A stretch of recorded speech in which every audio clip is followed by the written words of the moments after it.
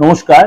আজকে দৈনন্দিন রাশিফল নিয়ে আলোচনা করবো। আজ 12 অক্টোবর 2025 রবিবার। সারাটা দিন কেমন যাবে তার আগে বলি, অবশ্যই আপনাদের যদি আমার এই প্রোগ্রাম ভালো লাগে অবশ্যই লাইক করবেন, শেয়ার করবেন এবং যদি আমার সাথে যোগাযোগ করতে অবশ্যই বুকিং এ ফোন করে নেবেন। চলুন তো জেনে নিন আপনার রাশি কি বলছে। বৃষ রাশি, আজ কোনো পুরনো ডিসিশন আজকে আপনি ফয়সালা হয়ে যাবে। পুরনো কোনো ব্যাপারে আজকে ফয়সালা হয়ে যাবে।